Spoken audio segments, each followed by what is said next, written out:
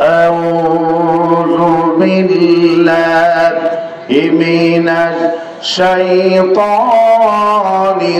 الرجيم بسم الله الرحمن الرحيم والعصر إن الإنسان لفي خسر إلا الذين آمنوا وعملوا الصالحات وتواصوا بالحق وتواصوا بالصبر। এই সূরা যখন নাযিল হয়ে গেলেন, এমন কোন সাহাবী ছিলেন না যিনি এই সূরা মুখস্থ না করে থাকতে পারলেন, মুখস্থ করলেনই। আর রাসূলুল্লাহ সাল্লাল্লাহু আলাইহি ওয়াসাল্লাম নিজে শিক্ষা দিলেন। হুজুর সালাম বিনিময় করার পর এই সূরা সাহাবীদেরকে তেলাওয়াত করে শোনায় দিতেন। আবার যখন সাহাবীরা বিদায় হয়ে যেতেন, নবী করিম সাল্লাল্লাহু আলাইহি ওয়াসাল্লাম এই সূরা তেলাওয়াত করে দিয়ে স্মরণ করে দিতেন আর বলতেন, তোমরা তেলাওয়াত করে আমাকে শোনাও। সুবহানাল্লাহ বলে। আল্লাহ পাক এই সূরার শুরুতে আলিফ এবং লামের আগে আল্লাহ পাক ওয়াও লাগাইছে। এটা হলো অয় কাসমিয়া, এটা হলো কসমের ওয়া। এটা কি ওয়া বলেন তো? আল্লাহ পাক মাঝে মধ্যে কসম খান। ওদের চিন্তা ভাবনা করো, হুজুর আল্লাহও কসম খান? হ্যাঁ, আল্লাহ কসম খেয়েছেন। আল্লাহ পাক 21টি জায়গায় কোরআনে কারিমে কসম খেয়েছেন। কসমটা মানুষ কোন সময় খায়? কথাটাকে বিশ্বাস করার জন্য, দৃঢ় করার জন্য মানুষ কসম খায়। যখন আপনাকে কেউ দোষারোপ করতেছে, অপবাদ দিচ্ছে, তখন আমরা বলি আল্লাহর কসম আমি এইটা করিনি। ঠিক কিনা বল? তখন কথাটাকে দৃঢ় করার জন্য, মজবুতি করার জন্য আমরা তখন কসম খাই। কার নামে?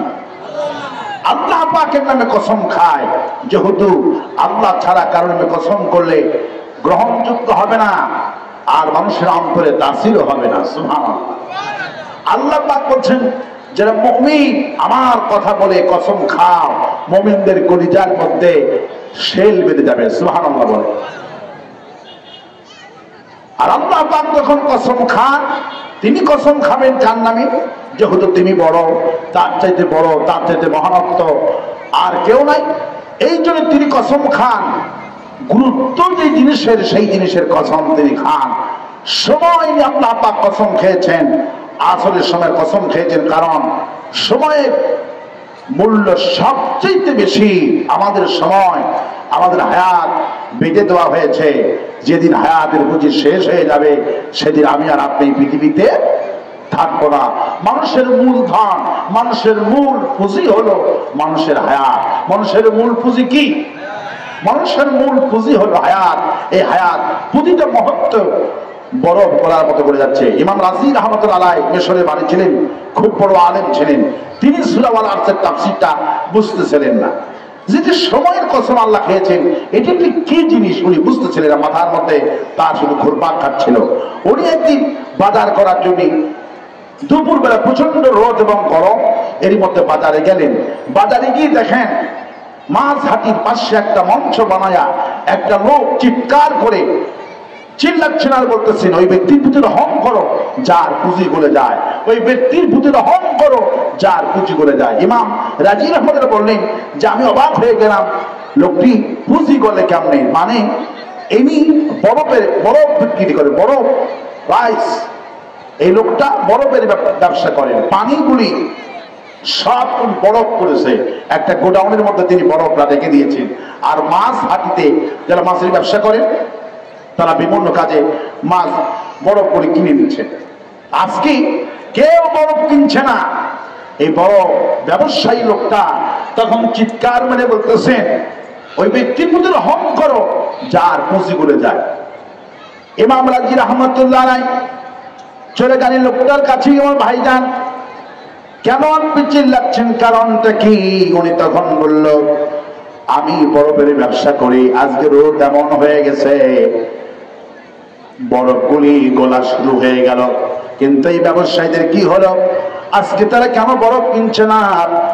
আমি তো টাকা পয়সা সবগুলি বরফের মধ্যে ইনভেস্ট করেছি, কারণ পানি তো যেখানে সেখানে পাওয়া যায়, বরফ পাওয়া যায় না বলে মানুষ তো বরফগুলি কিনে, কিন্তু বরফ তো সব পানি হয়ে যেতেছে। আগামীকালকে আমার এই ব্যবসাগুলি লোকসান হয়ে যাবে, খাসারা হয়ে যাবে। এই জন্য আমি চিৎকার মেরে বলছি, তোমাদের প্রয়োজন মতো আমার বরফগুলি করার আগেই তোমরা আমার থেকে এগুলি কেনাকাটা করো। ইমাম রাজি রহমতুল্লাহ বললেন, আমার সূরা আল-আসরের তাফসীর তোমার মাথার মধ্যে গোরপাক যে খাচ্ছিল তার শুদ্ধ হয়ে গেল। আল্লাহ পাক কসম খাচ্ছেন, ওয়াল আসরি ইন্নাল ইনসানা লাফি খুসর। প্রত্যেকটি মানুষের জীবন বিফল, জীবন ক্ষতিগ্রস্ত। ওদের জীবন বিফল নয়, ওটা ক্ষতিগ্রস্ত নয়। কারা ক্ষতিগ্রস্ত নয়? ইল্লাল্লাযীনা আমানু, আল্লাহ পাক বলছেন যারা ঈমান এনেছে এরাই হলো সফল ব্যক্তি। সুবহানাল্লাহ। ঈমান আনলি হবে না, আমলে সালেহ করতে হবে। আমলে সালেহ করলে আবার হবে না, হকের দাওয়াত দিতে হবে। হকের দাওয়াত দিতে গেলে ঈমান আনলি আপনাকে মার হবে, আপনার মামলা হবে, সবর ইখতিয়ার করতে হবে। আল্লাহ পাক বলেন এই চারটি বৈশিষ্ট্য যার থাকবে সেই দুনিয়াও সফল, আখিরাতেও সফল হয়ে যাবে। আর ঈমানের ঘোষণা হলো লা ইলাহা ইল্লাল্লাহ, লা ইলাহা, জোরে লা ইলাহা, লা ইলাহা ইল্লাল্লাহু মুহাম্মাদুর রাসূলুল্লাহ। সমস্ত নবীরা ঈমানের দাওয়াত দিয়েছেন, সমস্ত নবীরা ঈমানের দাওয়াত দিয়েছেন। ঈমানের দাওয়াত ছাড়া মানুষকে হিদায়াত করতে পারবেন না। আমাদের কোরআনের পাখি শহীদ আল্লামা দিলওয়ার হোসেন সাইদি রহমাতুল্লাহ আলাইহি 50টি বছর ধরে এই বাংলাদেশের মুসলমানদেরকে ঈমানের দাওয়াত দিয়েছেন। আর ইহুদি খ্রিস্টানগুলি ঈমানের দাওয়াত শুনে সঙ্গে সঙ্গে তারা 3000 লোক পড়লেন লা ইলাহা ইল্লাল্লাহু মুহাম্মাদুর রাসূলুল্লাহ। ঈমানের দাওয়াত ছাড়া মানুষকে ভালো করতে পারবেন না। জুলুম করে, নির্যাতন করে মানুষকে নিজের দলভুক্ত করা যায় না। মানুষকে নরম করে দাওয়াত দিলি কর্মী বানানো যায়। আর বাস্তবম ঠিক। আপনারা এটা কি ভারতের কাছাকাছি মনে হয়? এই দেশ কি ভারত? তো আপনারা যেভাবে কথাবার্তা বলছেন, এই কথাবার্তাতে কি আল্লাহ খুশি হবে? এত হাজার মানুষ যদি আল্লাহ পাকের একটু কথা সুবহানাল্লাহ জোরে বলতে, আমি ওঠার পর থেকেই আপনাদের মনটা খুবই মরা, এবং তাফসীর শুনছেন মৃত্যু মানুষের মতো শোনেন, মরার মতো তাফসীর শুনবেন না। কোরআন এসেছে জীবন্ত মানুষের কাছে। কোরআন কবরস্থানে ওয়াজ মাহফিল হয় না, ওয়াজ মাহফিল শোনাচ্ছি জীবন্ত মানুষের কাছে। ঠিক কিনা বলে? একটু ঠিকঠাক ঘন্টা যদি না দেন সেই মাহফিল 100% বরকত হয় না।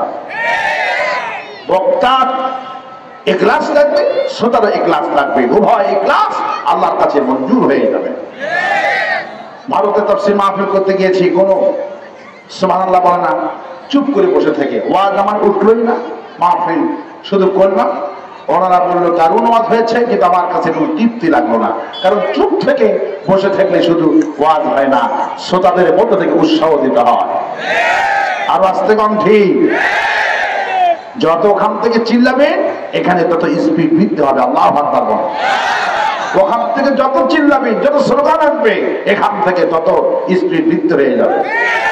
আল্লাহু আকবার বলেন। প্রিয় ভাইরা, প্রিয় বন্ধুগণ, ঈমানের দাওয়াত, আমরা এখানে এসেছি ঈমানের দাওয়াত দিতে, মানুষকে আল্লাহকে বুঝাতে এসেছি, আল্লাহ পাকের দল বুঝাতে এসেছি, আল্লাহ পাকের দ্বীন বুঝাতে এসেছি। আমরা মারামারি লাগানোর জন্য কোনো তাফসীর মাহফিলে যায় না। আওয়ামী লীগের সময় আওয়ামী লীগের নেতারা আমাদের ডানে বামে বসা ছিল, পুলিশ বসা ছিল, যে সমস্ত বক্তাদের মাহফিলে গন্ডগোল হচ্ছেন, মারামারি হচ্ছেন, বক্তাদেরও কিছু দোষ আছে। দেখাই যাচ্ছে যিনি বিএনপি করে, আওয়ামী লীগ করে, এখানে যদি আমি ওদের নামে বলি ভাষার সৃষ্টি হবে। আপনি কেন বলতে চান সেই কথাগুলো? ঠিক কিনা বলেন? কেন বলতে চান?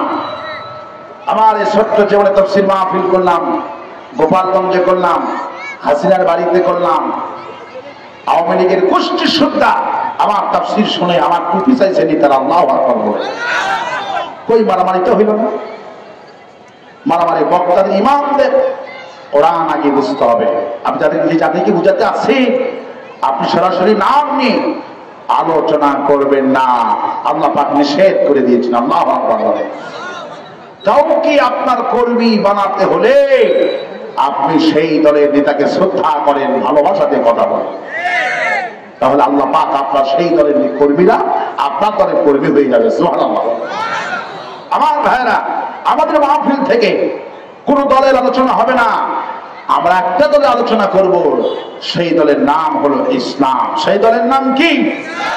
এই দলের স্রষ্টাকে আল্লাহ পাক বলছে, আমি ইসলাম আমি বানিয়েছি। ইন্নাদ-দীনা ইনদাল্লাহি ইসলাম। আমি একটা দল বানিয়েছি, আমার দলের নাম হলো ইসলাম। সুবহানাল্লাহ। আমার ভাইরা, সমস্ত নবীরা ইমানের দাওয়াত দিয়েছেন, কারণ ইমান যদি গ্রহণ করেন, মান কানা আখিরি কালামি লা ইলাহা ইল্লাল্লাহ দাখালাল জান্নাহ।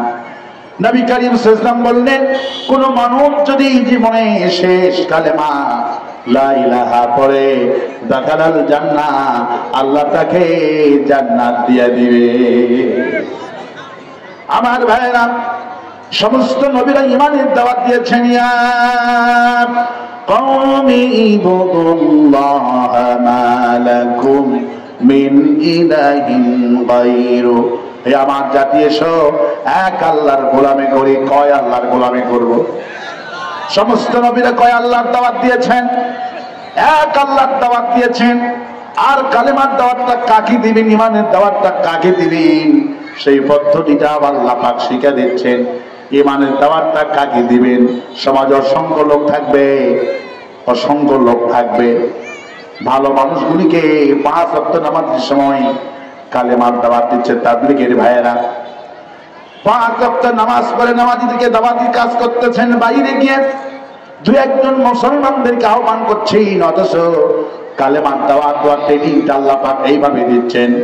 সমাজে অসংখ্য মানুষ ছিল। মুসা ইসলামে যখন ওহী নাযিল হয়ে গেল, ইমানের দাওয়াতটা দেওয়ার জন্য আল্লাহ পাক মুসাকে ওহী করলেন, ইজহাব ইলা ফিরআউনা ইন্নাহু তাগা। হে মুসা, আমি তোকে ওহী করছি, এই কালেমার দাওয়াত, ইমানের দাওয়াত সর্বপ্রথম ফিরআউনের রাজপ্রাসাদে নিয়ে যাও। আল্লাহু আকবার বলে। আল্লাহ পাক কোন গরিব লোকের কাছে প্রথমে, কোন ব্যবসায়ীর কাছে কালেমার দাওয়াতের হুকুমটা পেশ করলেন না। আল্লাহ পাক হুকুম পেশ করলেন ফিরআউনের পার্লামেন্টে। কারণটা কি? কারণ পার্লামেন্টে যদি কোরআনের আইনটা জারি হয়ে যায়, পার্লামেন্টে যদি কালেমা আইন জারি হয়ে যায়, গোটা দেশের মানুষ কালেমাওয়ালা হয়ে যাবে। এই জন্য ইমানের দাওয়াত প্রথম দোয়ালেন যিনি রাষ্ট্রপ্রধান। আল্লাহু আকবার। কারণ ইমানদার যদি রাষ্ট্রপ্রধান যদি ইমানদার হয়, তাফসীর মাহফিলে বাধা দিবে না, অনুমতি লাগবে না। রাষ্ট্রপ্রধান যদি কোরআনের ইমানদার হয়ে যায়, তাফসীর কারক জেলখানায় থাকবে না। রাষ্ট্রপ্রধান যদি ইমানদার হয়ে যায়, দলের লোকেরা চাঁদাবাজি করলে বহিষ্কার করে দিবে। ঠিক কিনা? এই জন্য আল্লাহ পাক হুকুম করলেন, ইজহাব ইলা ফিরআউনা ইন্নাহু তাগা।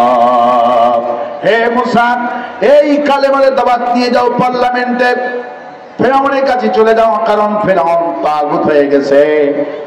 রাষ্ট্র শক্তি ছাড়া তাগুত হওয়া যায় না।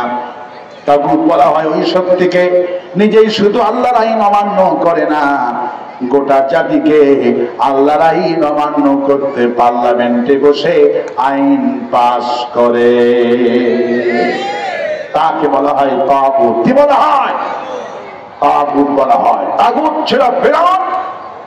রাষ্ট্র শক্তি ছাড়া তাগুত হওয়া যায় না। যেমন নবী করিম সাল্লাল্লাহু আলাইহি ওয়াসাল্লাম বলেছেন, কোন ঘরের মধ্যে যদি মানুষের ছবি থাকে, কোন ঘরের মধ্যে যদি প্রাণীর ছবি থাকে, সেই ঘরে নামাজ তো হবেই না, আল্লাহ রহমতের ফেরেশতা প্রবেশ করবে না।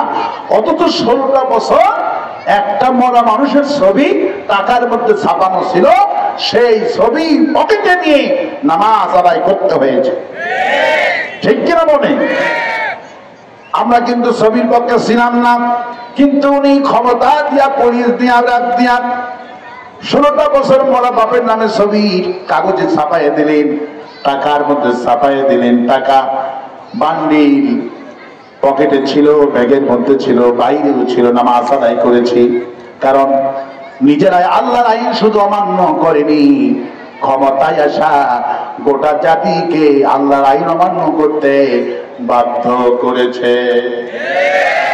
আরো আস্তে কম ঠিক, আরো আস্তে কম ঠিক। আল্লাহ পাক মুসাকে এই জন্য বলছেন, ইজাহাব ইলা ফিরআউনা ইন্নাহু তাগা। হে মুসা, এই কালেমার দাওয়াত, ঈমানের দাওয়াত প্রথম ফিরআউনের কাছে নিয়ে যাও। মুসা আলাইহিস সালাম যখন ফিরআউনের দরবারে আসলেন, ফিরআউনের কাছে গোয়েন্দা বাহিনী রিপোর্ট করলো, জাহাপানা মুসা কিন্তু আসতেছে, শুনেন, বাঁচতে পারবেন না। ফিরআউন আগে থেকে মুসার টার্গেট করত।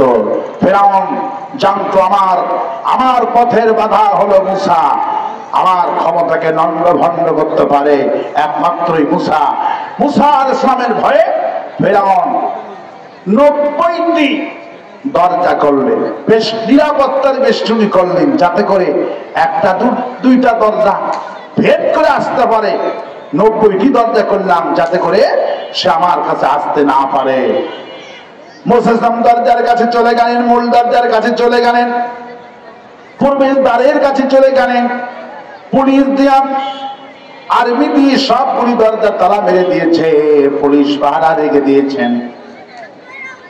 মুসা দরজার কাছে গিয়া বসে রয়েছে। আল্লাহ পাক বলে, মুসা রে, ভেতরে ঢোক। আল্লাহ কিভাবে ঢুকবো? দরজা তো বন্ধ। একটা দুইটা নয়, 90টি দরজা বন্ধ হয়ে গেছে। আল্লাহ পাক বলে, মুসা, আমি যেহেতু তোমাকে পাঠাইছি ফিরআউনের কাছে, ফিরআউনের সিদ্ধান্ত কখনো তো কবুল হয় না। ফিরআউন চেয়েছিল তোমাকে আসতে দিবে না, তোমাকে আসতে দিবে না বলে 24,000, অন্য রেবাতে আছে 80,000 শিশুকে হত্যা করলো ফিরআউন। আল্লাহ পাক বলেন, ফিরআউন তোমাকে আসতেই দিবে না বলে 80,000 শিশুকে হত্যা করলো, জবাই করলো। আর আমি তো সেই আল্লাহ, ফিরআউনের ঘরে আমি তোমাকে লালন পালনের ব্যবস্থা করে দিয়েছিলাম। সুতরাং ফিরআউন চেয়েছিল তুমি আসবে না, আর আমি সিদ্ধান্ত নিয়েছি মুসাকে পাঠাবো, তোমার ঘরের মধ্যে পাঠাবো। আল্লাহু আকবার বলে। কারটা কবুল হয়েছে? কারটা কবুল হয়েছে বলেন? আল্লাহ পাক এটা কবুল হয়ে গেছে। আল্লাহ পাক বলছে, মুসা ভয় পেও না, ওয়ামা তিলকা বিয়ামিনিকা ইয়া মুসা। মুসা, তোমার হাতে কি লাঠি? একটা বাড়ি মারো দরজায়। প্রবেশ দ্বারে একটা বাড়ি মারলেন। ইবনে কাসির বলেন, একটা বাড়ির ধাক্কায় 90টি দরজা আল্লাহ পাক খুলে দিয়ে দিবে। মুসা আলাইহিস সালাম প্রবেশ যখন করছে, পুলিশগুলি, বাহিনীগুলি, ফিরআউনের পেটুয়া বাহিনীগুলি চোখ বন্ধ করে অন্যদিকে দাঁড়ায় রয়েছে। এক পুলিশ আর এক পুলিশকে বলে, তাকাও, মুসার দিকে তাকাও, দেখো অবস্থাটা কি। তা মুসা আলাইহিস সালাম তো প্রবেশ করলেনই, মাথা দিয়া যেতেছেন ফিরআউনের কাছে, আর মাথা দিয়া ধোঁয়া উঠতেছে। আল্লাহু আকবার বলে। রাসূল সাল্লাল্লাহু আলাইহি ওয়াসাল্লাম বলছেন, মুসা আলাইহিস সালামকে আল্লাহ অনেকগুলি মর্যাদা দিয়েছিলেন, তার মধ্যে মাথা দিয়ে একটা ধোঁয়া ওড়াটাও ছিল মর্যাদা। শোন, মাথা দিয়ে ধোঁয়া উঠত। যখন রাজপ্রাসাদে ঢুকতেছে, এক বাড়িতে লাঠি, 90টি দরজা, পুলিশ টুটি সব একাকার হয়ে গেছে। আল্লাহু আকবার বলে। এক পুলিশ কয়, বেটা ফেরাউনের বাপ আইতেছে, তাকায় না, মাথা দিয়ে ধোঁয়া উঠতেছে। আল্লাহু আকবার বলে। পুলিশগুলি দেখে অনেকগুলি পুলিশ বেহুশ হয়ে পড়ে গেল। আল্লাহু আকবার বলে। টিভিতে বলানো সুসংবাদ করছেন, মুসা ইসলাম যখন আরো রাগ করত, তখন কোকড়া কোকড়া চুল থাকতো মুসা ইসলামের মাথায়, আর পাকড়ি পড়তে এই পাকড়িগুলি ভেদ করে, এই কোকড়া কোকড়ি চুলগুলি পাকড়ি ভেদ করে আলিপের মতো খারাপ হয়ে যেত। আল্লাহু আকবার বলে। কারণ যে রকম ছিলেন ফেরাউন, এই রকমের ফেরাউনকে শায়েস্তা করার জন্য আল্লাহ রাব্বুল আলামিন সেই যুগের মুসাকে নাজিল করে দিয়েছেন। সুবহানাল্লাহ। 990 জন পার্লামেন্ট সদস্য পার্লামেন্টে বসে গল্প করছেন, আর অমনি মুসা আলাইহিস সালাম পার্লামেন্টের ভেতরে গিয়া জোরে সোরে একটা জিকির দিয়ে দিলেন, লা ইলাহা ইল্লাল্লাহ, লা ইলাহা, লা ইলাহা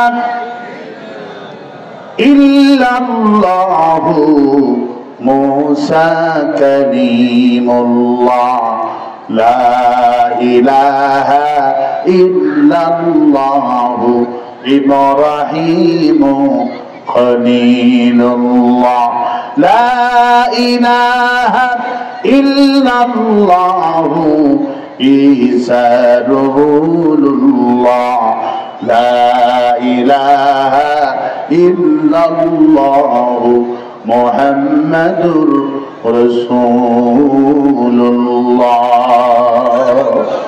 সমস্ত নবীরা এক আল্লাহর দাওয়াত দিয়েছেন। যখন কালেমার চিঠি যখন পার্লামেন্টে করলেন, ফেরাউনের চক্ষু উপর দিকে উঠে গেছে। এতগুলি দরজা, এতগুলি পুলিশ, কোনো কাজে লাগলো না। এবার ফেরাউন বলছেন, মা আলিমতু লাকুম মিন ইলাহিন গায়রি, আমি তো জানি না আমি ছাড়া কোন ইলাহ আছে। আবার যদি নতুন করে ফেরাউন বললেন, মুসা রে, আবার যদি নতুন করে কোন ইলাহের দাওয়াত দাও, পার্লামেন্টে যদি আবার কোনদিন আসো, তাহলে আমি তোমার ব্যাপারে কি করব শোনো, লা আজআলান্নাকা মিনাল মাসজুনিন। আর একবার যদি কালেমার দাওয়াত দাও, আমি তোমাকে জেলখানায় বন্দী করব। এই হুমকি ধুমকি পায়া মনে হয় মুসা ইসলাম ভয় পেয়ে গেছে। ভয় পেয়ে গেছে? মুসা ইসলাম ভয় পায় নাই। সুবহানাল্লাহ। বরঞ্চ ঈমান আরো জ্বলে উঠতেছে। আল্লাহু আকবার। বারুদ যদি কারো ভেতরে থাকে, বারুদ আগুন পাইলে বারুদ বিস্ফোরণ ঘটবে, ঠিক কিনা? যেমন ইমানের চাপাটা 16 বছর হাসিনা দেখে নাই, 5ই আগস্ট ইমানের বিস্ফোরণ দেখেছে। ইমানের বিস্ফোরণের ভয়েতে দেশ থেকে পালায় গেছে। আমার ভাইয়েরা, বারুদ ইমান হলো বারুদ। আগুন যখন বারুদে যখন আগুন লেগে যাবে, বিস্ফোরণ ঘটে যাবে, ইমানদার লোকেরা কাউকে ভয় পাবে না। ভয় পাবে কাকে? ফেরাউন পার্লামেন্টে সিদ্ধান্ত নিলেন, তুমি যদি নবী হও তাহলে তোমার কাছে কোন প্রমাণ আদি আছে নাকি? আল্লাহ পাক বলে, মুসা রে, 1 সেকেন্ড দেরি করো না। 990 জন পার্লামেন্ট সদস্যের সামনে, ওয়ামা তিলকা বিয়ামিনিকা ইয়া মুসা, মুসা তোমার হাতে কি লাঠি? লাঠিটা ফালায়া দাও। মুসা আলাইহিস সালাম লাঠিটা ফালায়া দিলেন। হিয়া হাইয়াতুন তাসা, অগ্নি বড় অজগর সাপ হয়ে গেল। আল্লাহু আকবার বলেন। যখন লাঠি ফালায়া দিছে, লাঠিটা সাপ হয়ে গেছে। আল্লাহু আকবার বলেন। আল্লাহ পাক বলেন, আমি সমস্ত নবীকে মর্যাদা দিয়েছি, সমস্ত নবীকে মর্যাদা দিয়েছি। আল্লাহু আকবার বলেন। মুসা আলাইহিস সালাম সেই যুগে জাদুর প্রভাব ছিলেন। সমস্ত জাদুঘরকে খতম করার জন্য আল্লাহ পাক মুসার লাঠুকে সাপ বানায়া দিলেন। এটা ছিল মুসার মর্যাদা।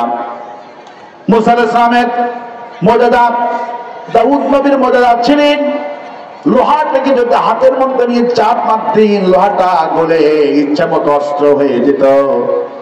নবী সুলাইমানের মর্যাদা ছিল আরো অনেক বড় মর্যাদা। তার সাথে একটা ছোট তক্তা থাকতেন, তক্তা কাঠের তক্তা। তার সঙ্গে যতগুলি সফর সঙ্গী থাকতো, 1000 থাকুক আর 2000 থাকুক না কেন, এই তক্তাটা বালুর উপরে বসাইয়া দিতেন। মানুষ যতটুকু জায়গা লাগবে, 2000 লোক যতটুকু জায়গা লাগবে, এই ছোট্ট তক্তাটা তত দূর প্রশস্ত হয়ে যেত। ইবনে কাসির আর তত্ত্ব দিলেন, আব্বাসেরা বললেন, সর্বশেষ এই তক্তাটার উপরে ইঞ্জিল বিহীন তক্তা, পাইলট বিহীন বিমান। আল্লাহু আকবার বলেন। আজকে পাইলট বিহীন বিমান আমেরিকা বানাচ্ছে, পাইলট বিহীন বিমান দেখাও। আর নবী সুলাইমান ইসলামকে আল্লাহ এমন মর্যাদা দান করলেন। আব্দুল্লাহ ইবনে আব্বাস রাদিয়াল্লাহু তাআলা আনহু বলেন, এই তক্তার উপরে সর্বশেষ 3.5 লক্ষ লোককে নিয়ে নবী সুলাইমান সূর্য যেখান থেকে উঠে আর ডোবে 1 ঘন্টায় আকাশে ভ্রমণ করেছে। 3.5 লক্ষ মানুষকে নিয়ে এই তক্তা আকাশের উপরে উড্ডীন করেছে। আল্লাহু আকবার বলেন। রাসূলুল্লাহ বলেন, তক্তাটার গতি ছিল 6 মাস ধরে দ্রুতগামী ঘোড়া যদি যতটুকু 6 মাস ধরে যাবে। আর নবী সুলাইমান ইসলামের তক্তা পাইলট নাই, ইঞ্জিন নাই, তক্তা ছাড়া দিতেন বালুর উপরে যতটুকু লোক যতটুকু জায়গা দরকার, এই তক্তা অটোমেটিক প্রশস্ত হয়ে যেত। 3.5 লক্ষ মানুষকে নিয়ে এই তক্তা মহাশূন্যে ভ্রমণ করেছে। আল্লাহু আকবার বলে। ঈসা ইসলামকে আল্লাহ মর্যাদা দান করলেন। জন্মান্ধ যখন তার কাছে আসতেন, তিনি যে নবী, লোকেরা বিশ্বাস করেন না, এই জন্য আল্লাহ পাক তাকে মর্যাদা দান করে, মৃত মানুষকে জীবিত করার তাকে ক্ষমতা দান করে দিলেন। আর জন্মান্ধদেরকেও চক্ষুষ্মান ভালো বানানো তৌফিক দান করে দিলেন। জন্মান্ধের চোখে হাত বুলালে জন্মান্ধ ভালো হয়ে যেত। আর মৃত মানুষের কাছে গিয়া কোরআনে তিনি ইনজিল থেকে যখন তেলাওয়াত করতেন, মৃত মানুষও জীবিত হয়ে যেত। এটা হলো নবীর মর্যাদা। সমস্ত নবীকে আল্লাহ মর্যাদা দিয়েছেন। নবীও মরে গেলেন, মর্যাদাও মারা গেলেন। মুসা ইসলামকে যারা লাঠি দিলেন, এই লাঠিটা যখন ফালাতো সাপ হয়ে যেত। এই সাপ থেকে মিশরের লোকেরা ভয় পেয়ে গেলেন। গোটা দুনিয়াবাসী সাক্ষী, মুসা ইসলামের লাঠিটা সাপ হয়েছে। আল্লাহ পাকেও বলছেন লাঠিটা সাপ হয়ে যেত, কিন্তু এই লাঠিটা নিয়ে মুসা আলাইহিস সালাম কবরে যায় নাই, দুনিয়াতে এই লাঠিটা রেখে গেছিলেন। কিন্তু নবী মারা গেলেন, মর্যাদাটাও আর ব্যবহার করতে পারল না।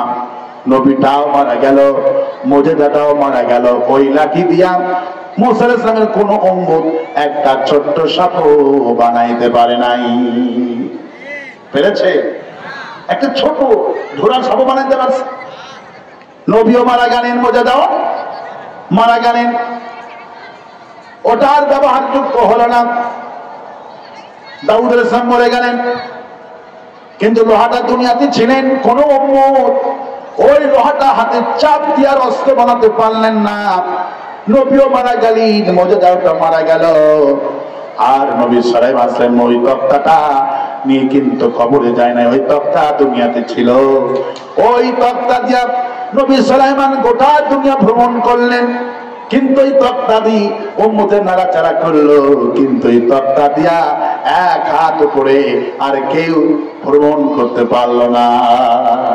এই তক্তাটার কোনো দাম নাই, তক্তা দিয়া কেউ আকাশে উঠতে পারেনি। মানে নবীও মরে গেছে, মর্যাদাও শেষ, মরা গেছে। ঈসা ইসলামকে আল্লাহ আকাশে তুলে নিয়ে গেলেন, তার উম্মতেরা থাকলো। কোন জন্ম অন্ধকার ভালো করতে পারেন নাই, না পেরেছে? কোন মৃত্যু মানুষকে আর জীবিত করতে পেরেছে নাকি? পারে নাই। কিন্তু আমার আপনার নবী, বিশ্ব নবী জনাবে মুহাম্মদ রাসূলুল্লাহ সাল্লাল্লাহু আলাইহি সাল্লামকে যে আল্লাহ মর্যাদা দান করলেন, এই মর্যাদার নাম শ্রেষ্ঠ মর্যাদা যার নাম হলো কোরআনে কারীম।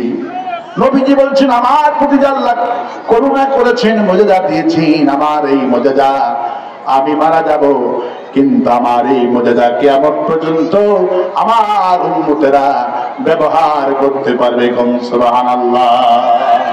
নবীর এই শ্রেষ্ঠ মুজিজা কোরআনে কারীম জিবরাইল আমিন হুজুরের কাছে যেইভাবে নাজিল করেছিল, ওই কোরআনটা ঠিক আজ ওইভাবে আছে। কোন সুবহানাল্লাহ।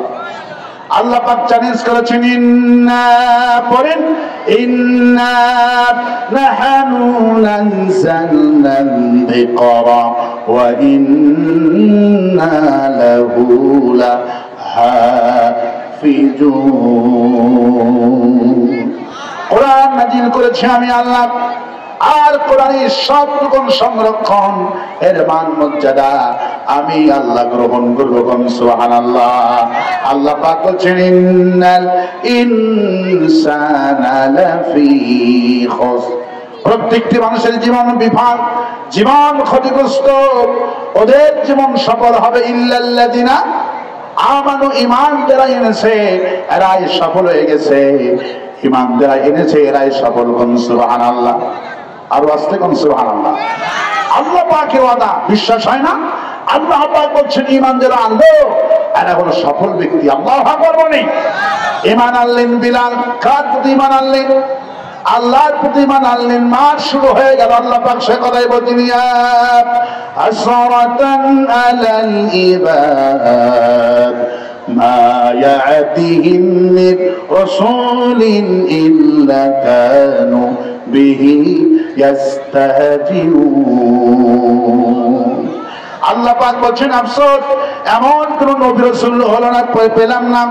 ঈমানের দাওয়াত যখনই দিতে গেল তখনই মার শুরু হয়ে গেল। আর যারা ঈমানের নামে মুনাফিকি করবে এদের প্রতি কখনো মার শুরু হবে না। মুনাফিকরা কখনো মার খায় না, মার খায় খাঁটি ঈমানদারেরা। আল্লাহু আকবার বলেন। আমাদের কোরআনের পাখিরা যদি ঈমানের নামে মুনাফিকি করত, যদি আল্লাহর ঈমানের দাওয়াতটা বাদ দিয়ে জয় বাংলা বলতেন, মার হতো নাকি বলে? কারণ ইল্লাল্লাযিনা আমানু, ঈমানের ঘোষণা যারা দিয়েছেন এরা কখনো জয় বাংলা বিশ্বাসী হতে পারে না। জয় বাংলা বিশ্বাসী হয় কারা? মুনাফিক, যারা ভারতের প্রতি ঈমান আনছে, ঠিক না? আমরা ঈমান আনছি কার প্রতি? ইল্লাল্লাযিনা। আল্লাহ পাক কসম খাচ্ছেন, ইন্নাল ইনসানা লাফি খুসর। প্রত্যেকটি মানুষের জীবন বিফল, জীবন ক্ষতিগ্রস্ত।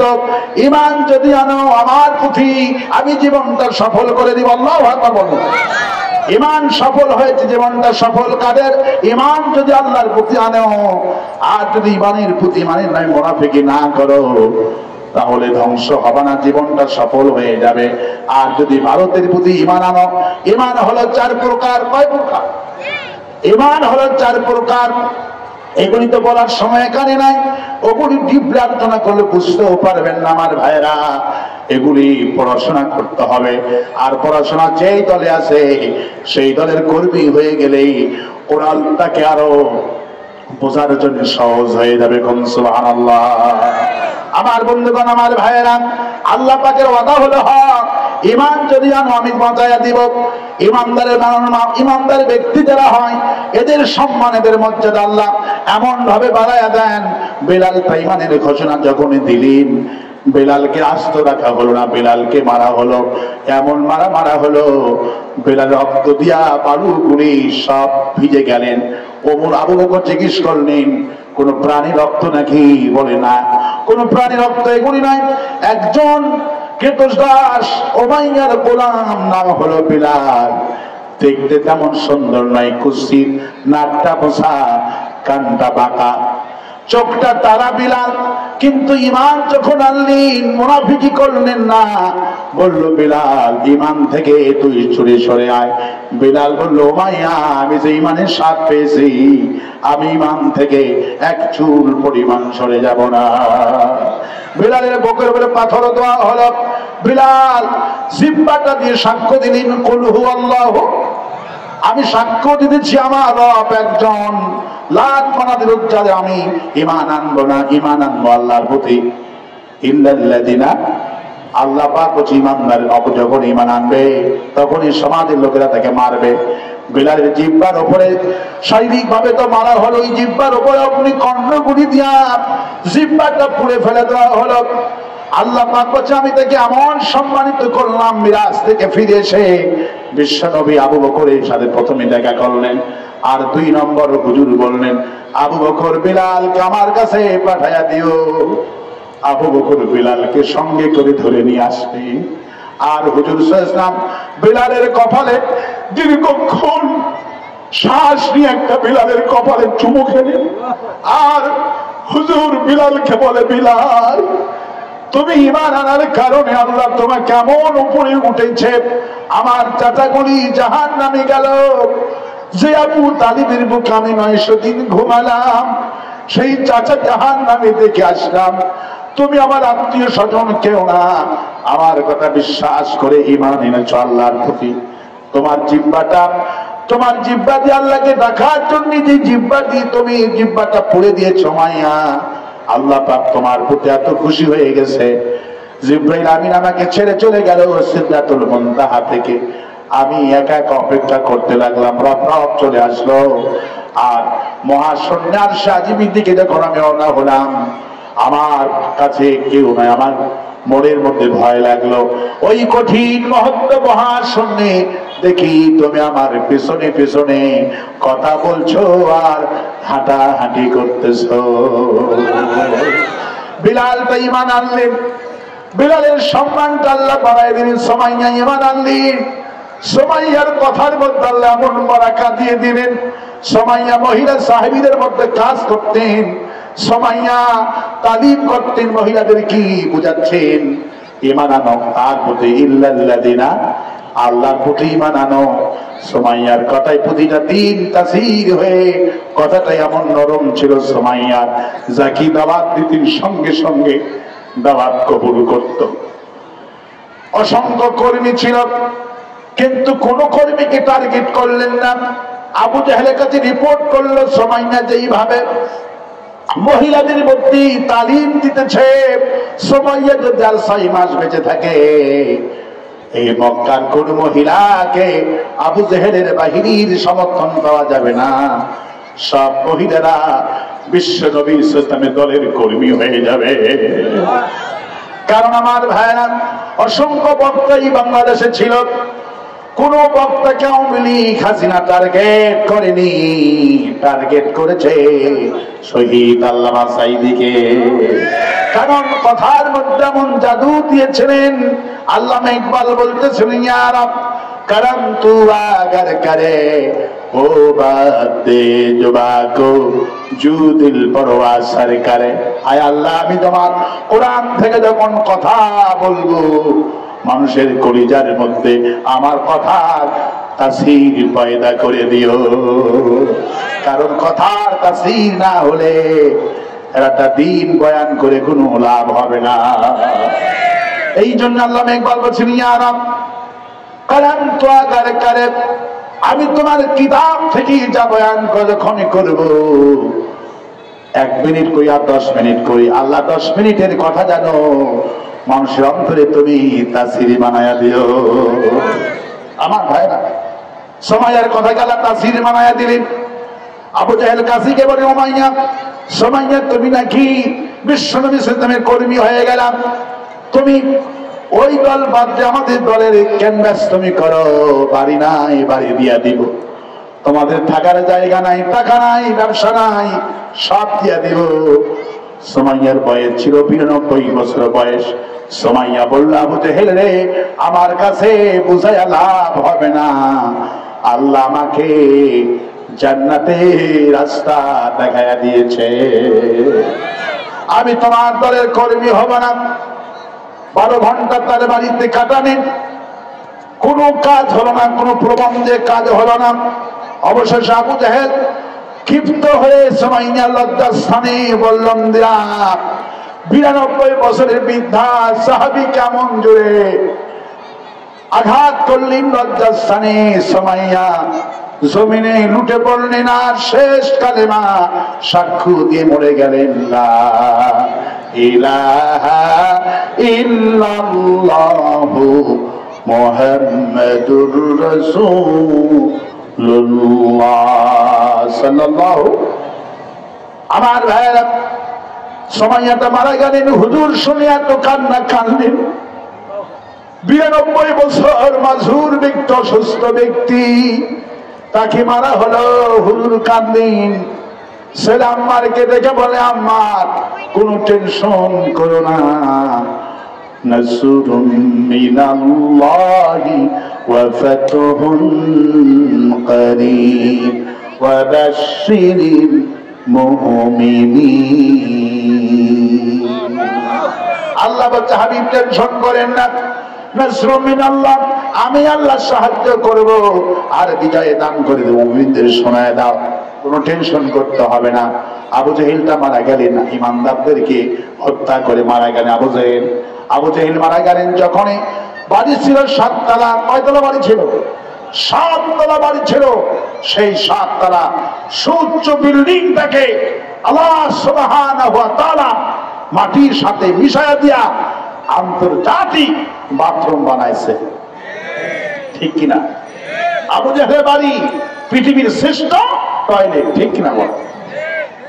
কারণ আবু জেহেলরা ইমানদার লোকদেরকে হত্যা করা যেই বাড়ি থেকে পরিকল্পনা করা হতো, ইমানদার ব্যক্তিদেরকে যে বাড়ি থেকে হত্যা করার পরিকল্পনা করা হতো, আদেশ দেওয়া হতো, আল্লাহ সুবহানাহু ওয়া তাআলা ওই বাড়িটার অবস্থাটা কি করে দিলেন, বিশ্বের মানুষকে দেখালেন। ইল্লাল্লাযিনা আমানু, ঈমান যারা আমার প্রতি আনে এদেরকে আমি কেমন করে সম্মান করি।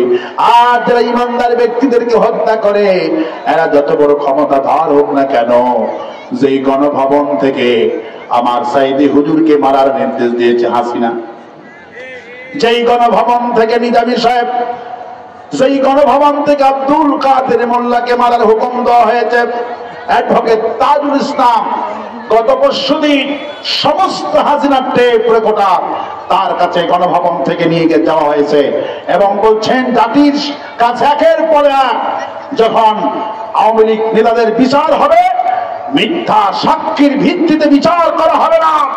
আর আমার নিজামী আমার সাইদি সাহেবকে মিথ্যা সাক্ষী দিয়ে হত্যা করেছে, ফাঁসিতে ঝুলিয়েছে। অ্যাডভোকেট তাজুল ইসলাম বলেছেন, হাসিনা কখন কোন বিচারপতিকে অন্যায় ভাবে রায় ঘোষণা করার হুকুম দিয়েছিল, সব ভিডিও আমাদের কাছে জাতির সামনে উপস্থাপন করা হবে। প্রসেসিং চলছে সেই ভিডিও। আমার ভাইরা, আল্লাহ পাক বলছেন, ইল্লাল্লাযিনা আমানু, ঈমান যারা আনে এরা সফল, আর যারা ঈমানদারকে মারে এরাই হলো জাহান্নামী, এরাই হলো ক্ষতিগ্রস্ত। আবু জেহেল ঈমানদার ব্যক্তিকে হত্যা করলেন, বাড়িটা আন্তর্জাতিক টয়লেট হয়ে গেল। এখন হাসিনা যে গণভবন থেকে ঈমানদার ব্যক্তিদেরকে মারার পারমিশন দিছে, এই গণভবনের অবস্থাটা এখন কি? কুকুরে পেশাব করতেছে। গাঁজাখোরদের দখল বর্তমান গণভবনটা, ঠিক কিনা বলে? মানুষের ভালোবাসা আছে? মানুষের ভালোবাসা নাই। আর আমাদের কোরআনের পাখির প্রতি মানুষের এত ভালোবাসা। قال رسول الله صلى الله عليه وسلم ان الله يرفع بهذا الكتاب, রাসূলুল্লাহ বললেন, একটা মানুষের প্রতি যে মানুষ ভালোবাসা হয় এর মূল কারণ হলো কোরআন। আর একটা মানুষের যে পতন হয়, মরে গেলে আলহামদুলিল্লাহ পড়ে, এর মূল কারণ হলো কোরআন। আল্লামা সাইদি সাহেবের বাড়িতে সৌদি রাষ্ট্রদূত, আল্লাহু আকবার, এই দেশের নয় সৌদি রাষ্ট্রদূত আল্লামা সাইদির বাড়িতে আসলেন, দেখলেন একজন বিশ্ব বরণ্য মুফাসসিরের বাড়ি। বাড়িটা তেমন দরজা নাই, জানলা নাই, থাকার কোনো জায়গা নাই, বাড়িটা নাই, সয় সম্পত্তি কিছুই নাই। যারা দিনের দায়ী হয় তাদের দুনিয়া টার্গেট থাকে না, টার্গেট থাকে আখিরাত। আমার ভাইরা, বাড়ির প্রতি মানুষেরা ভ্রমণ করার জন্য যায়। প্রতিদিন সাইদি সাহেবের কবরে 5 থেকে 7,000 মানুষ কবর জিয়ারত করার জন্য রওনা হয়। আল্লাহু আকবার বলে। কারণ কেন ভালোবাসা বৃদ্ধি হয়েছে, কেন ভালোবাসেছেন? সাইদি সাহেবকে ভালোবাসি আল্লাহর জন্য। কার জন্য ভালোবাসি? কোরআনের জন্য ভালোবাসি। সাইদি হুজুর যদি কোরআন থেকে কথা না বলতেন এত ভালোবাসা জন্মা দিত না। কোরআন থেকে যে কথা বলে এই ভালোবাসা কিছুতেই বাদ দেওয়া যায় না। চট্টগ্রাম তাফসীর মাহফিল, মিজানুর রহমান আজহারী কেঁদে কেঁদে বললেন, আমি যদি আজকে তাফসীর কারক না হয়া এই ময়দানে আজকে আল্লামা সাইদি যদি তাফসীর করতেন, আর আমি যদি নিচে বসে বসে আল্লামা সাইদির নুরানি চেহারাটা দেখে শ্রোতা হিসাবে তাফসীর শুনতে পারতাম, আমি ওয়াজ করা যত না খুশি, আল্লামা সাইদি শ্রোতা হয়ে আমি তাফসীর শুনলে আজকের এই প্যারেড ময়দানে আমি বেশি খুশি হয়ে যেতাম। গোটা দুনিয়ার বিশ্ববাসী মওতুল আলম মওতুল আলিম মওতুল আলম মওতুল আলিম রাসূলুল্লাহ বলেন বুখারীতে, একজন খাঁটি তাফসীরকারকে যখন মৃত্যু হয়ে যায় তখন গোটা জাতির মৃত্যু হয়ে যায়, গোটা জাতির কান্নার রোল পড়ে যায়। আমাদের এত হাসি এত খুশি, কিন্তু তারপরেও যেন মনে মনে হয় পাখিটা আজকে বেঁচে থাকলে আমাদের শান্তিটা বেশি হয়ে যেত। আমার ভাইয়েরা মরে গেছেন, মরার পরে সম্মান কত, আল্লাহু আকবার বলি। মরার পরে সম্মান কত, মর্যাদা কত, যেখানে হাত দিয়েছেন সেখানে বরকত, সুবহানাল্লাহ বলে। হুজুরের সর্বশেষ লেখা একটা বই এসেছে, মৃত্যু দেহ নিয়ে আল্লাহ কি করবেন। আপনার জীবন যদি আল্লাহর জন্য না হয়, মরার সময় শুধু সমস্ত ইমাম আর হুজুরগুলি মিলে বলে বিসমিল্লাহ ফি সাবিলিল্লাহ মিল্লাতি রাসূলিল্লাহ, আল্লাহর নামে রাসূলের গানে উঠাই দিলাম। মৃত্যুর জীবনটা কাটালেন আবু জেহেলের আদর্শ, কালমাসের আদর্শ, জীবনটা কাটালেন শেখ মুজিবের আদর্শ দিয়া, মরার সময় আদর্শবান হলেন রাসূলুল্লাহ। এই জন্যই আল্লামা সাইদি একটা জীবনের শেষ লেখা বই লিখে গেছেন, মৃত্যু লাশ নিয়ে আল্লাহ কি করবে। এই বইটার মধ্যে ৮০টি আয়াতি কালিমা দিয়ে হুজুর মানুষকে বুঝিয়েছেন। সেই কিতাবটা আজকে ঢাকা থেকে এখানে এনেছেন, মাত্র ৪০ টাকা হাদিয়া মোনাজাতের পরে নেওয়ার চেষ্টা করবেন। ভাইয়েরা বোনেরা, এক একজন দিনের কর্মীরা 2টা করে কিনে নিয়ে আপনার 2জন ভাই যারা কোরআন বোঝে না এদেরকে গিফট করবেন, যাতে করে ওরা এই ছোট্ট বইটুকুন পড়ে, এই কিতাবটুকুন পড়ে আপনার দ্বীনের কর্মী শামিল হয়ে যেতে পারে। আমার ভাইয়েরা, হুজুর যেখানে হাত দিয়েছেন সেখানেই বরকত, আল্লাহু আকবার। আমার ভাইয়েরা, হুজুর যদি ইমানের দাওয়াত না দিয়া জয় বাংলার স্লোগান দিত, জেলখানায় থাকা লাগতো নাকি? কারণ কোন মুসলমান জয় বাংলা বলতে পারে? মুসলমান জয় বাংলা বলতে? কারণ যখন দুনিয়াতে এসেছে আমি, আমার কানে দেওয়া হয়েছে আজান, কি দেওয়া হয়েছে? আপনি যখন দুনিয়াতে কুল্লু মাউলুদুন ইউলাদু আলাল ফিতরাত, প্রত্যেকটি সন্তান মুসলমানের উপরে জন্মগ্রহণ করে। কারো পিতামাতা কাউকে ইহুদি বানায়, খ্রিস্টান বানায়। আমার ভাইরা, যখন আসলাম দুনিয়াতে আমার কানে আজান দেওয়া হলো, আর এক কানে ইকামত দেওয়া হলো। আজানের প্রথম শব্দ কোনটি? শেষ শব্দ কোনটি? ইকামতের প্রথম শব্দ কোনটি? ঈদগাহে নামাজ প্রথম তাকবীর কোনটি? শেষ তাকবীর কোনটি? জানাজার নামাজ জীবনের শেষ নামাজ, প্রথম তাকবীর কোনটি? শেষ তাকবীর কোনটি? 4 মানে হলো জন্ম থেকে মৃত্যু পর্যন্ত একজন মুসলমান বলবে আল্লাহু আকবার। কার স্লোগান দিবে? আল্লাহ পাক বলছে ঈমান আনো সে আল্লাহর প্রতি, আল্লাহু লা ইলাহা ইল্লা হুয়াল হাইয়ুল কাইয়্যুম।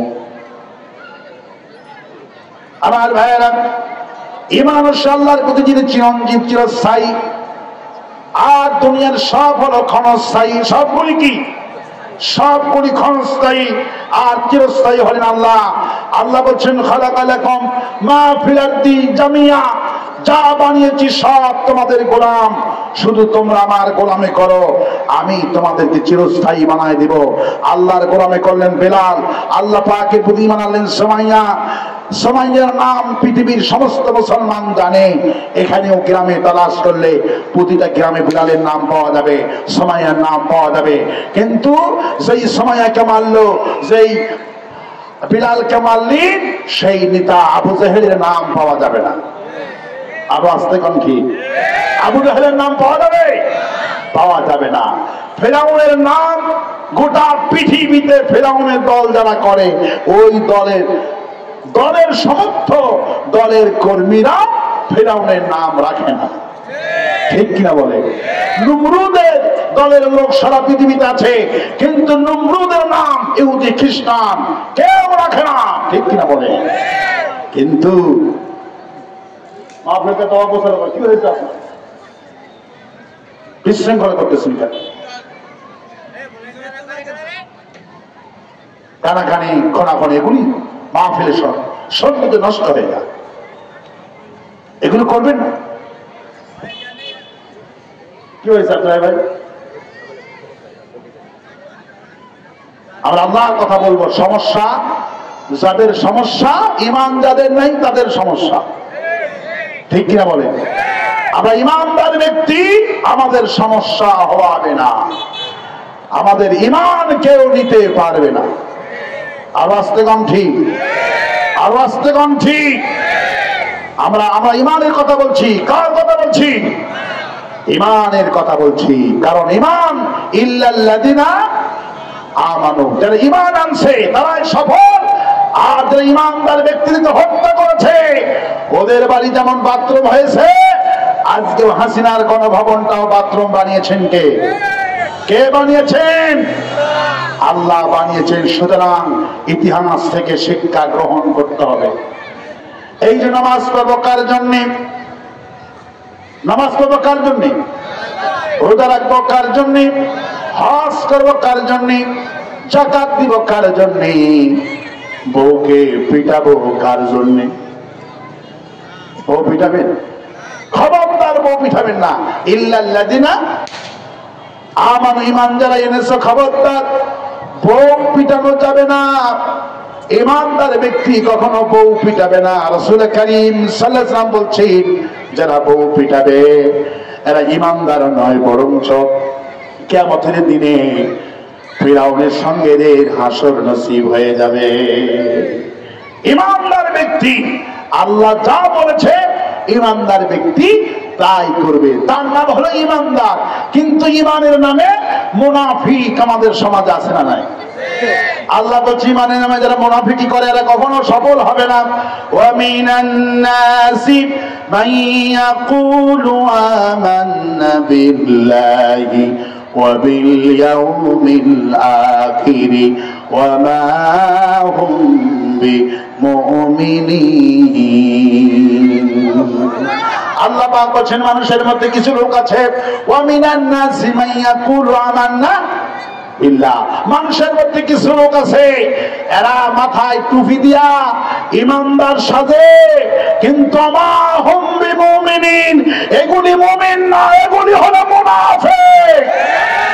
ওয়াদাকাত ওয়া মা হুম বিমুমিনিন, এগুলি মুমিন না, এগুলি সব মুনাফিক।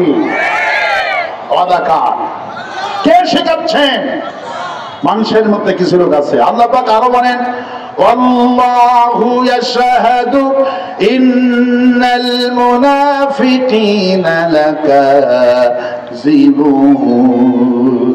হে নবী, ওদের মাথায় টুপি থাকুক আর গায়ে পাঞ্জাবি থাকুক, বিশ্বাস করবেন না। আল্লাহু ইয়াশহাদু, আমি আল্লাহ সাক্ষ্য দিচ্ছি এরা হলো মিথ্যাবাদী। আল্লাহ বলছে ইল্লাল্লাযিনা আমানু, ঈমান আনলে জীবন সফল। কিন্তু যারা মিথ্যুক মুনাফিক এরা ঈমানের ভ্যাস ধরে আসে। আল্লাহ কয় এই ভ্যাসকারীরা সফল নয়। ওয়া মা হুম বিমুমিনিন, চিনি দেখতেও যেমন, লবণ দেখতেও তেমন, ইউরিয়া সার দেখতে যেমন, হোমোপ্যাথিক বড়ি দেখতেও তেমন। ঠিক কিনা বলে? আমার ভাইরা, এই জন্যে রাসূলুল্লাহ বলেছেন ইল্লাল্লাযিনা আমানু, ঈমান যারা এনেছে, ঈমানদার ব্যক্তি বিবির গায়ে হাত দিতে পারবে?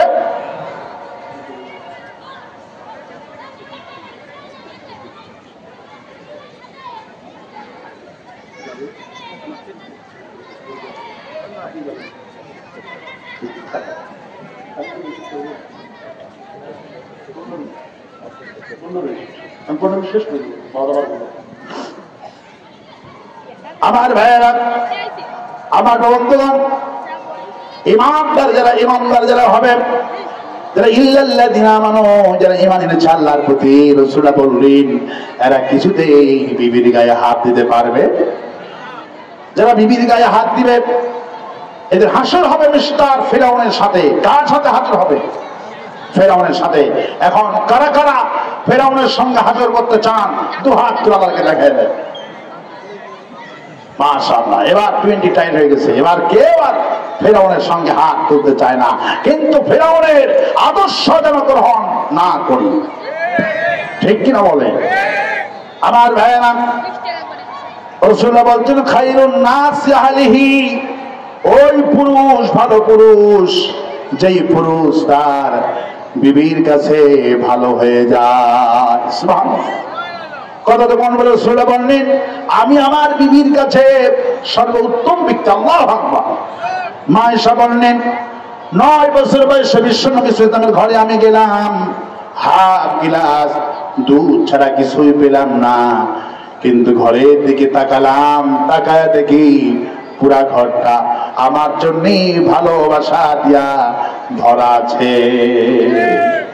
আমি ভালোবাসি তোমাকে, তুমি ভালোবাসো আমাকে, আমাদের দুজনের ভালোবাসা জান্নাতে দিও আল্লাহ বেশি করে। কোন আমিন? আরো আস্তে কোন আমিন? আরো আস্তে কোন আমিন? আমার ভাইরা, রাসূলুল্লাহ নিষেধ করেছি খায়রুন নাস আহলিহি, ওই পুরুষ ভালো পুরুষ যেই পুরুষ তার বিবির কাছে ভালো।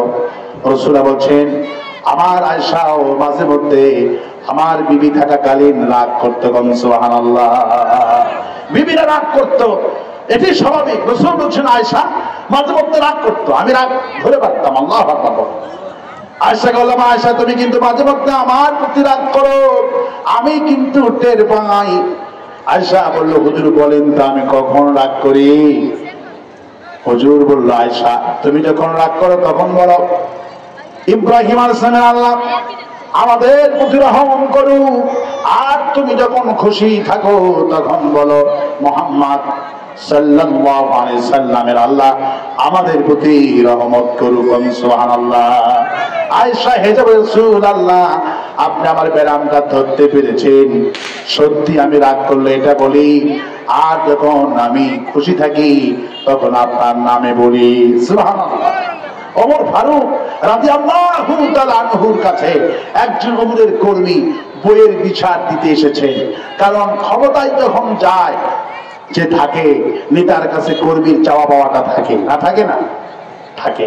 কর্মী ওমর রাদিয়াল্লাহু তাআলার বাড়িতে এসেছেন বইয়ের বিচার দেওয়ার জন্য। বইয়ের মেজাজটা খুবই খারাপ ছিল, রাগী ছিলেন বিবি। বিবির মেজাজটা খুবই খারাপ ছিলেন, রাগ করতেন বিবি। এই জন্য ওমর রাদিয়াল্লাহু তাআলা আনহু এই মাহফিলটা প্রতি বছর হোক, আপনারা কি চান? হ্যাঁ, আপনার কালেকশন করে দিচ্ছি, দেখি কি কালেকশন মানুষ দেবে। রুমাল ঢুকায় দেন, কি দেবেন দেন জান। আপনারা যার কাছে যা আছেন আমিমারা জাকনাহুম ইনফিকুন হালাল রিজিক থেকে আপনারা যার কাছে যা আছে দেওয়ার চেষ্টা করেন। মা বোনদের কাছেও যান আর একটু জিকির করেন লা ইলাহা। আপনারা কালেকশন দেবেন না, উঠে যাবেন? উঠেন না, বসেন। আপনার মন খারাপ করেন, একটু জিকির করেন লা ইলাহা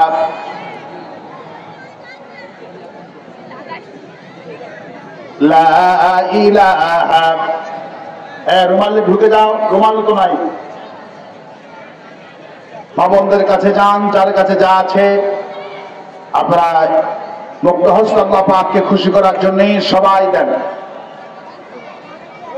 যদি কেউ মোটা অঙ্কের কিছু দিতে চান আমি দোয়া করব।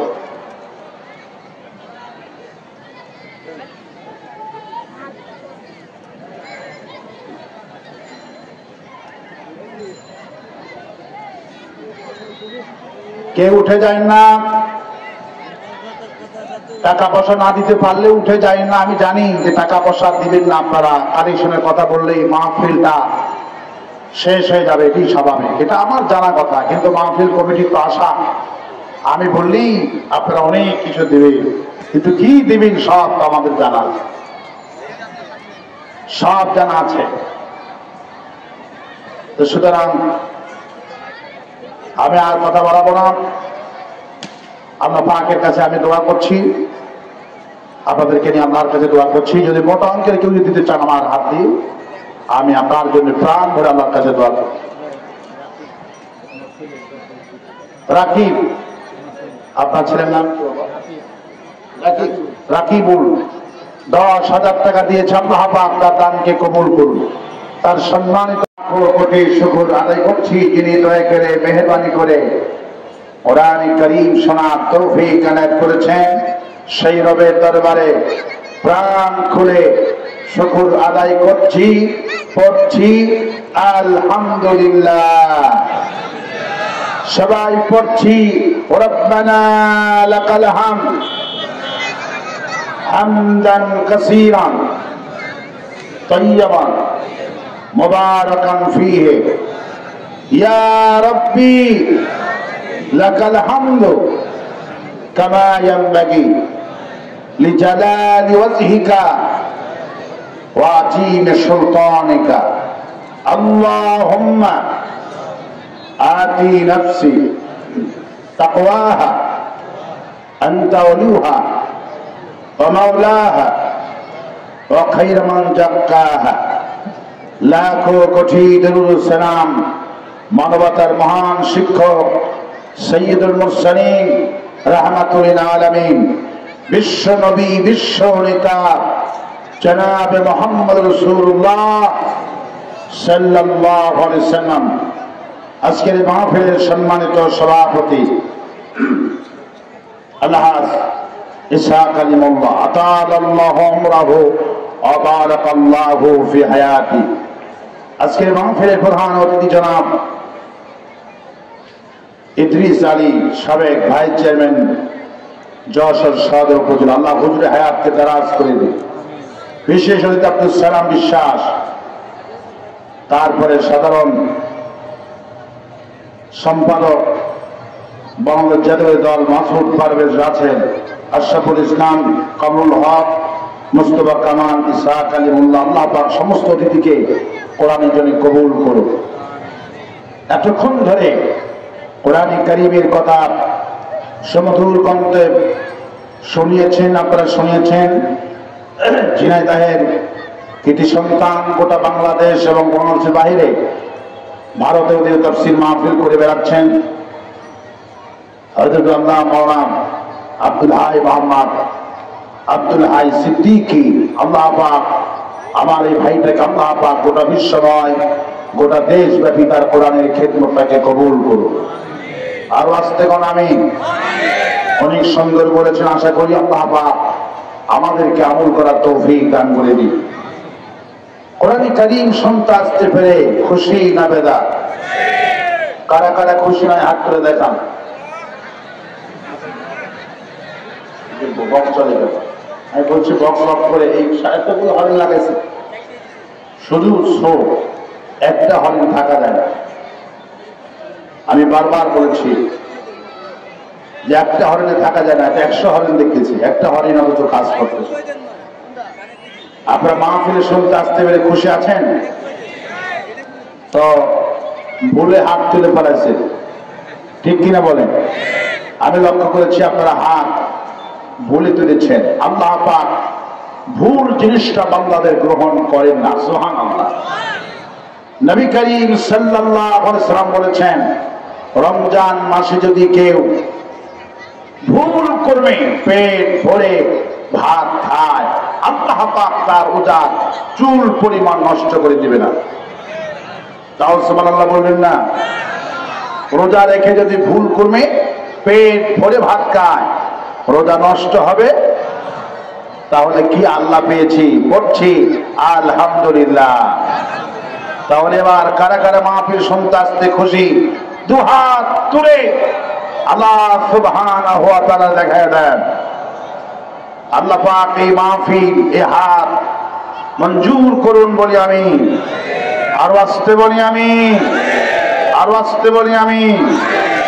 মানুষের অন্তর দেখে আল্লাহ পাক বিচার করবেন। মানুষের হাত দেখে আর টুপি দেখে আর জুব্বা দেখে মানুষের ফয়সালা নাজাত হবে না। যদি মানুষের মর্যাদা টুপি আর দাড়ি দিয়ে হতো, রবীন্দ্রনাথ ঠাকুর তো তাহলে জান্নাতের 1 নম্বরে বাসিন্দা হয়ে যেত। কিন্তু রবি ঠাকুর কি জান্নাতে যাবে? কারণ মুশরিক, বামপন্থী, রামপন্থীরা যতই মাথায় টুপি আর মুখে দাড়ি লাগা, এরা জান্নাত পাবে না। কারণ মানুষের মর্যাদা হয় তাকওয়া দিয়ে। কি দিয়ে মর্যাদা হয়? এই জন্য আল্লাহ রাব্বুল আলামিন তিনি মুসলমানদেরকে শোনাচ্ছেন, ইন্না আকরামাকুম ইনদাল্লাহি আতকাকুম, তোমাদের মধ্যে যে ব্যক্তি আমাকে ভয় করে চলবে, আমাকে ভীতি প্রদর্শন করবে, তাকে অবলম্বন করবে, ওই ব্যক্তির মর্যাদা আমি রব্বুল আলামিন আমার কাছে বেশি হয়ে যায়। মানুষের মর্যাদা হয় তাকওয়ার ভিত্তি থেকে। যে আল্লাহ পাককে ভয় পায়, আল্লাহ পাক তার মর্যাদা বাড়িয়ে দেন। কারণ আমি মাথায় টুপি থাকলে ইমানদার হওয়া যায় না। গত রমজান উপলক্ষে আমার এক বন্ধু তিনি বলছেন, আমি দুধ কেনার জন্য দুধ হাঁটতে গেলাম, যে দেখি দুধের বাজার আগুন, 50 টাকার দুধ লাগাইছে 80 টাকা। দুধ হাঁটি ঘুরতেছি, দেখে এক ফুরপি এক বালতি দুধ নে হাজির, মাথায় টুপি, মুখে দাড়ি, গায়ে লম্বা জামা। জিজ্ঞেস করলাম, বাপজান আপনার দুধের কেজি কত? উনি বলল, আমার দুধ নিতে হলে 100 টাকা লাগবে। ওনার মিটার আরো বেশি। জিজ্ঞেস করলাম, সবাই তো 80 টাকা বিক্রি করে, আপনি এত বেশি নিবেন কেন? উনি বলল, আমার দুধে কোনো ভেজাল নাই, আমার দুধ হলো 1 নাম্বার। কয় নাম্বার? যারা 2 নম্বরই করে এরা দিতে পারবে। ঠিক আছে, তাহলে আমাকে 5 কেজি দেন। 5 কেজি দুধ যখন মেপে দিচ্ছে, তখন 5টা পুলিশ, ম্যাজিস্ট্রেট আর দুধ পরীক্ষা করার যন্ত্র, এইটা নিয়ে দুধ হাটির মধ্যে প্রবেশ করছে পুলিশ। যখন এই দাড়িওয়ালা টুপিওয়ালা মুরব্বী যখন দেখছে পুলিশ, ম্যাজিস্ট্রেট আর দুধ পরীক্ষা করার বিষয়, এই দুধের বালতিটা এই মুরব্বী রেখে সবার আগে পালাইছে। আমাকে আলেম বলছে, ভাইয়া লাআল্লাকুম তাত্তাকুন, রমজান মাস হলো তাকওয়ার মাস, অর্জন করবে আল্লাহ পাক বলেছেন। আর এই মাসে এত বড় বাটপারি করলো, এই দাড়ি আর টুপি রেখে ইনি পালাইলো আগে, অথচ এই দুধ হাটি থেকে দাড়ি কামা মানুষ পালালো না, গেঞ্জি পরা মানুষ পালালো না, পালালো যিনি দুধের সাথে 2 নম্বরই করেছেন, উনি পালালো। আমি সেখান থেকে গবেষণা করলাম, যাদের জীবন 2 নম্বর এরাই পালায়। যেমন আমাদের ডাইনি আফাটা পালাইছে, ঠিক কিনা বলেন? দুধওয়ালা পালাইছে, দুধের মধ্যে ভেজাল ছিল, 2 নম্বরই ছিল, এই জন্য দুধওয়ালা পালাইছে। আমাদের ডাইনিটাও পালাইছে, জীবনটা 2 নম্বর ছিল। আরো আসতে কম ঠিক? আমার ভাইরা, কোরআনে কারীম শুনতে আসতে পেরেছি, পড়ছে আলহামদুলিল্লাহ। কোরআন নবী করিম সাল্লাল্লাহু আলাইহি সাল্লামের জীবনে হাজার হাজার মর্যাদা সমৃদ্ধ ছিল। শ্রেষ্ঠ মর্যাদা, তার নাম হলো কোরআন। তার নাম কি? তার নাম হলো কোরআন। সেই কোরআনে কারীম আমরা শুনতে আসতে পেরেছি, আবারও পড়ছি আলহামদুলিল্লাহ। আমি আজকে খুবই ছোট্ট একটি সূরা থেকে আপনাদের কাছে নিয়ে আমি আলোচনা করব ইনশাআল্লাহ। ছোট্ট একটি সূরা, বেশি লম্বা চড়া আলোচনা করব না। আজকে কথা বলবো ঈমানের উপরে। কিসের উপরে কথা বলবো? ঈমানের উপরে। কারণ মানুষের ঈমানহীন, আজকে মানুষের মূল্যহীন হয়ে পড়েছে, মানুষের ঈমান নেই। আজকে মূলত আলোচনা হবে ঈমান এবং কোরআন নিয়ে। আমি ছোট্ট একটু সূরা থেকে আলোচনা, মোট 3 আয়াত, সূরা আল আসর। নবী করিম সাল্লাল্লাহু আলাইহি ওয়াসাল্লাম সম্পর্কে বলেছেন, যদি সূরাটুকু নাজিল হওয়ার পর আল্লাহ পাক আর কোন সূরা নাজিল না করতেন, আল্লাহ পাক মানুষের জন্য, হিদায়াতের জন্য, জান্নাতে যাওয়ার জন্য যথেষ্ট হয়ে যেত। এটার মধ্যে কি আছে আমরা আবিষ্কার করার চেষ্টা করব। আমার সাথে সবাই গলা ছেড়ে দিয়ে একদিকে পড়েন।